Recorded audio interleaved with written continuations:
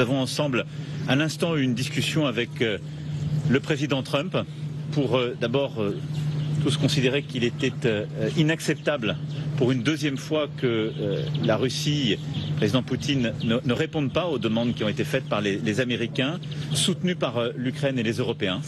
Pas de cessez-le-feu et pas de rendez-vous à un niveau décisionnel et pas de réponse sur le cessez-le-feu. Et donc dans ce contexte, nous allons continuer de nous coordonner avec nos partenaires européens, la coalition des volontaires et les États-Unis. Il y aura dans les prochaines heures des nouveaux contacts et des retours et nous apporterons les réponses requises.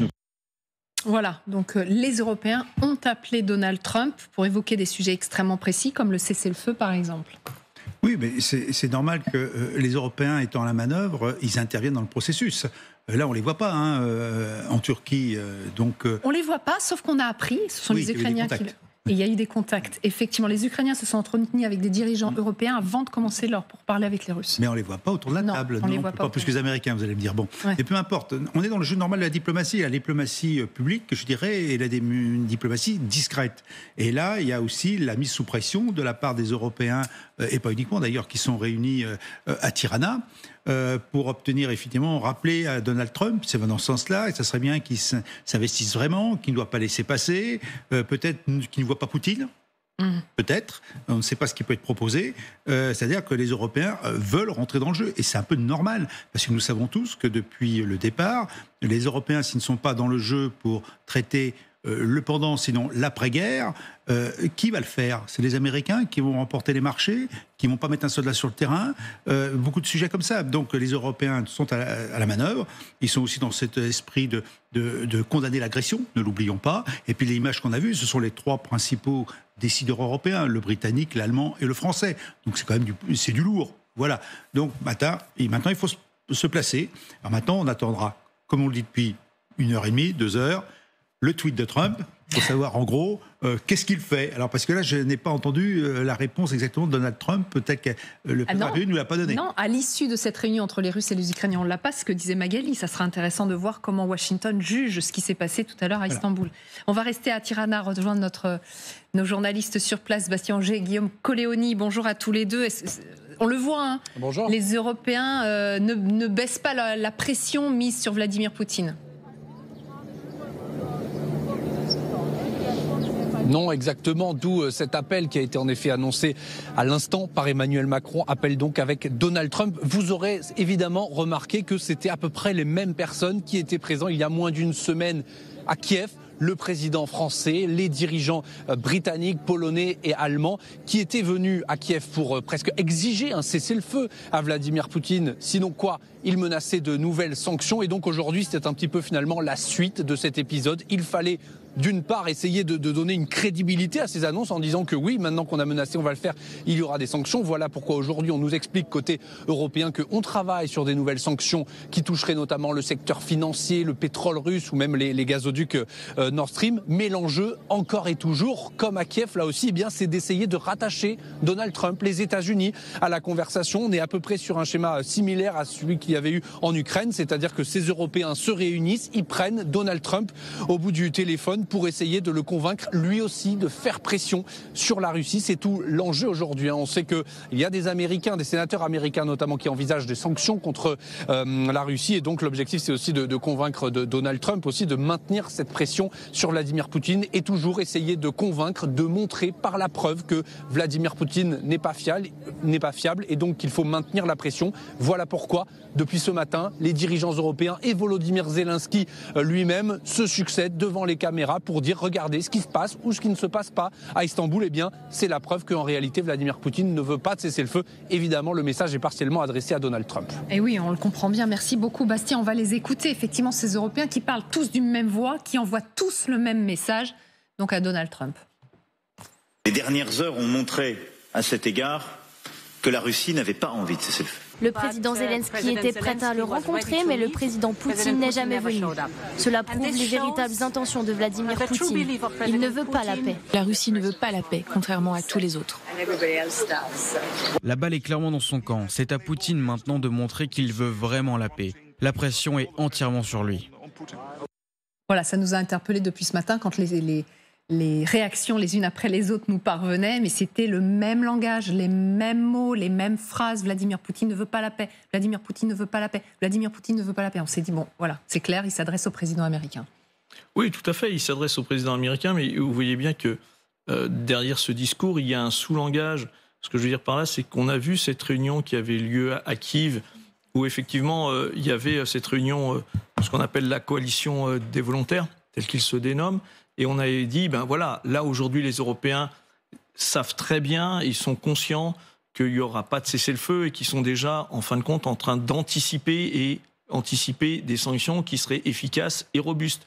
D'anticiper aussi le fait qu'il faut qu'ils aillent plus loin dans une proposition et une construction robuste, là encore, d'une future architecture de sécurité pour l'Europe. Et qu'ils la présentent aux États-Unis pour au moins 3 points. Le premier, c'est dire on ne va pas lâcher l'Ukraine et on sera aux côtés de l'Ukraine avec une nouvelle architecture de sécurité. 2, Monsieur le Président des États-Unis, vous nous avez demandé de nous renforcer d'un point de vue militaire et stratégique, c'est ce que nous faisons. Et 3, nous réaffirmons nos volontés. Et ben c'est la continuité de cela aujourd'hui. Quelque part, Trump a au moins gagné sur un volet qu'on ne remarque pas assez. C'est que depuis le début, quand il est devenu président des États-Unis pour la seconde fois, il avait réaffirmé le fait qu'il fallait que ce soit 1, une affaire européenne, 2, des investissements européens, 3, une architecture européenne. Ben, les Européens sont en train de céder sur les 3 points. On met de l'argent, on se réarme, on met en place une architecture robuste d'un point de vue sécuritaire et on est prêt à s'engager. Donc là, il marque des points. Et quelque part, la question, c'est est-ce qu'on n'est pas sur un billard à 3 bandes ? C'est-à-dire que peut-être que Donald Trump ne cherche pas jusqu'au bout, in fine, à obtenir un résultat entre l'Ukraine et la Russie, mais il a obtenu de l'Ukraine des traités sur les terres rares, donc un traité économique fondé avec un développement économique en partenariat avec l'Ukraine. Il est en train d'obtenir des Européens ce qu'il voulait obtenir des Européens. Peut-être qu'il sait qu'aujourd'hui, après tout, bah oui, ça va être très compliqué avec la Russie et que la Russie, malgré tout, il ne rentrera pas dans une co-belligérance avec la Russie. Hein, ce serait un affrontement nucléaire. Donc, qu'est-ce qu'il peut si vraiment les États... Parce que l'énigme de l'équation, c'est jusqu'où les États-Unis, au fond d'eux-mêmes, sont prêts à aller dans cette affaire.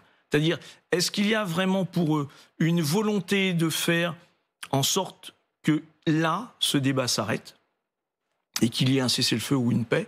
Ou est-ce qu'au fond, ils sont là pour tirer des avantages, comme je viens de le décrire, peut-être d'autres avantages, et puis qu'in fine, ils diront, écoutez, la volonté s'est affirmée de part et d'autre, et nous, on a fait ce qu'on a pu, et on se retire de cette affaire-là. Regardez ce qui se passe au Proche et au Moyen-Orient. Oui. Au Moyen-Orient, Donald Trump a fait un grand voyage où il a signé des accords économiques. Et au Proche-Orient, qui n'est pas très loin, c'est un échec complet de ces initiatives sur un cessez-le-feu qui arriverait demain à une résolution du conflit. Donc on voit bien que, voilà, en fonction de de sa vision des choses, là, il avancera. Et la seule chose qui peut négocier, en fin de compte, avec Vladimir Poutine, c'est exactement ce que disait Magali, ça va être autour d'une architecture de sécurité où les Russes et les Américains viendraient dans le jeu à égalité. Mais en même temps, si les Américains concèdent cela aux Russes, qu'est-ce qu'ils font des Chinois? Parce que, en réalité, l'opiniâtreté la plus forte vis-à-vis d'eux, c'est bien la Chine. La Chine qui, aujourd'hui, a dit espérer que toutes les parties concernées poursuivront les pourparlers, les négociations en vue d'aboutir à un accord de paix juste, durable et contraignant. Voilà, donc on ne sait pas si c'est un petit coup de pression de Pékin sur Moscou, mais en tout cas, il y a une prise de position ferme au moment où les négociations commençaient. Alors juste, on vient d'apprendre, qu'est-ce qu'il y avait sur la table lors de ces pourparlers entre les Ukrainiens et les Russes? On commence à le savoir, d'après des négociateurs. Il a été question d'échange de prisonniers. Bon, ça, c'est habituel, et ça se fait déjà depuis le début de la guerre. Il a été question quand même du cessez-le-feu et d'une rencontre Zelensky-Poutine. Alors, c'est pas parce que ça a été évoqué que ça devient concret, hein. Ça, c'est ce que veulent les Ukrainiens, hein. De toute manière, une rencontre... en fait, l'Ukraine a vraiment pas intérêt à ce que la rencontre Trump-Poutine se fasse sans qu'il soit impliqué d'une manière ou d'une autre. Et quand ils ont entendu Donald Trump hier depuis Air Force One dire... De toute toute manière, il n'y a qu'une solution, c'est que je vois Poutine en face à face. Je pense que ça les a assez inquiétés. Donc là, maintenant, ils mettent cette question sur la table des négociations. Et on voit que certainement les Européens ont la même analyse, c'est-à-dire qu'ils se disent qu'il faut vraiment, vraiment appeler, convaincre Donald Trump avant qu'il y ait cette éventuelle rencontre qui manifestement quand même est en train d'essayer d'être préparée pour bien rappeler la version ukrainienne et européenne et pour que la version russe, forcément Vladimir Poutine mettra sur la table, ne convainc pas au bout du compte Donald Trump. Juste écoutez Donald Trump, parce qu'effectivement, quand est-ce qu'elle aura lieu cette rencontre? Est-ce qu'il n'y a pas une petite indication du président américain? C'était ce matin, bien avant les pourparlers. Écoutez. Je dois vous dire que le monde est beaucoup plus sûr en ce moment. Et je pense que dans 2 ou 3 semaines, nous pourrions le devenir beaucoup, beaucoup plus. Pourquoi il dit 2-3 semaines? Il y a une idée derrière la tête ou pas? Alors peut-être se dit-il que d'ici 2-3 semaines, j'imagine que c'est ce que vous avez dit, que ce sera à ce moment-là, peut-être qu'aura lieu ce tête-à-tête avec Vladimir Poutine. Après, Donald Trump a beaucoup d'exigences sur la table et on voit que pour le moment, on a un Vladimir Poutine qui joue en permanence la montre, l'esquive. Donc on va voir ce qui se passe véritablement. Mais on sent qu'en effet, il est pressé, il veut que les choses avancent et ça n'avance pas évidemment assez vite à ses yeux. C'est vrai que là, il est en train de terminer, Donald Trump, une tournée dans le Golfe. Alors il va revenir en expliquant qu'il a 1000 milliards de contrats avec les pays du Golfe, que c'est un succès incroyable. En même temps, il aurait certainement bien aimé pouvoir quand même avancer aussi sur ce dossier ukrainien. Alors, il y a le dossier iranien, manifestement, sur le nucléaire iranien qui avance en parallèle. Il aura peut-être plus de résultats plus vite. Mais on voit bien à quel point il soigne quand même son image et son image de faiseur de paix. Il n'en démord pas. Il veut son face-à-face avec Vladimir Poutine. Alors qu'en face, on a des Européens qui disent méfiance, méfiance, méfiance. En fait, tous les messages vont dans ce sens-là. Je notais la déclaration de Keir Starmer, le Britannique, qui était donc à cette réunion de la communauté politique européenne donc à Tirana, et qui disait « Poutine doit payer son refus de la paix ». Oui. Des termes très forts quand même. Oui. C'est vraiment c'est Poutine qui refuse la paix. La question quand on entend Starmer, c'est comment est-ce qu'on fait payer? Et alors là, les Européens disent des sanctions très dures, mais en fait, ce qu'on a sur la table, ce ne sont pas des sanctions très dures parce que s'attaquer à la flotte fantôme, quand on voit ce qui s'est passé en Estonie où il y avait l'un de ces cargos que les Estoniens n'ont pas réussi à raisonner et qui est passé et qui est allé se rejoindre la Russie, on voit bien qu'on manque de prise. C'est pour ça que notre prise à nous, c'est quand même essayer de peser sur l'avis que se fait Donald Trump de ces négociations. Exactement. Et dans le même temps, eh bien, vous savez quoi, la Russie a réagi à ces pourparlers entamés tout à l'heure avec les Ukrainiens. On le rappelle, les Ukrainiens dénoncent des exigences russes inacceptables. Eh bien, du côté russe, on se réjouit. Ça s'est très bien passé et il parle d'un rendez-vous concluant.